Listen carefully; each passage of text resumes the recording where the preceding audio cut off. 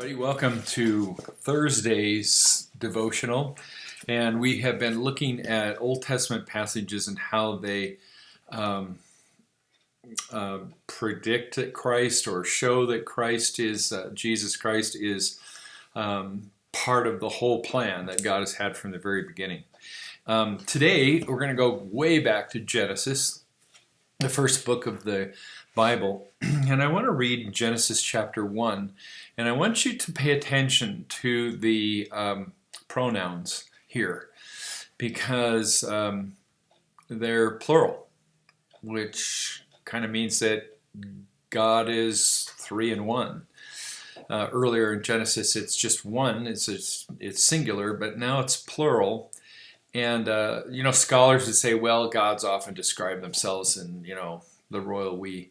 But I think there's more to that, more to this than that. I think that we're looking at here at the Trinity early on. And, one of the problems we have with the Trinity is that we don't describe them as three persons doing, we often tend to describe them as what they do rather than who they are.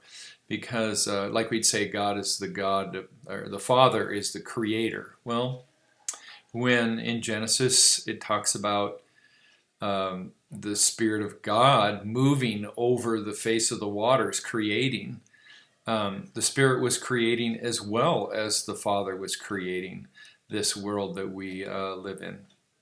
So we have the Holy Spirit, and we have God, and then we have Jesus Christ, and we'll talk more in another lesson about how John picks this up in the first chapter of John. In the beginning was the Word, and the Word was God, and the Word was with God.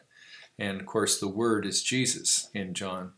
So Jesus was there at the beginning. So here, let's just read just a little piece from Genesis chapter 1. And this is chapter 1, verse 26. Then God said, "Let us," do you hear the plural? "Let us make human beings in our image, to be like us. They will reign over the fish of the sea, the birds in the sky, the livestock, and all the wild animals on the earth, and the small animals that scurry along the ground." I love those the way those terms are described. The small animals that scurry along the ground. I guess those are maybe squirrels. My dog loves it when I say Mella, that's our dog's name. There's squirrels out there, and she looks right up, So God created human beings in his own image. In the image of God, he created them. Male and female, he created them. So there you go. A plural. The Father, the Son, and the Holy Spirit in the beginning creating the world.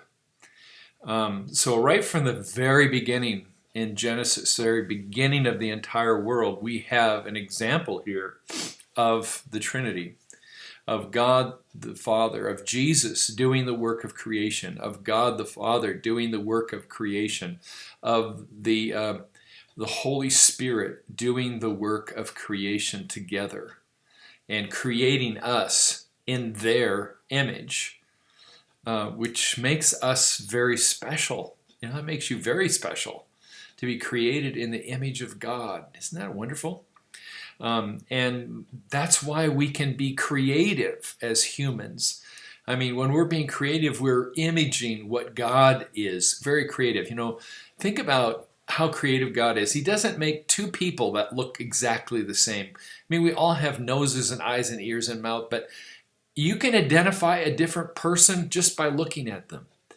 Because we're all a little different, because God is a God of amazing creativity and amazing differences. And here we see that he's creating the world and creating all these different animals and all these different plants and all the many things that we enjoy every single day. It is amazing. And I'm just totally thrilled by this, but it's also neat to know that the Father, the Son, and the Holy Spirit were right there in creation. And Jesus was from the beginning. with the Father. It's a beautiful thing.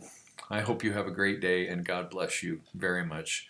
He is the God of great abundance and the God of amazing, amazing differences and the God of great creativity. God bless.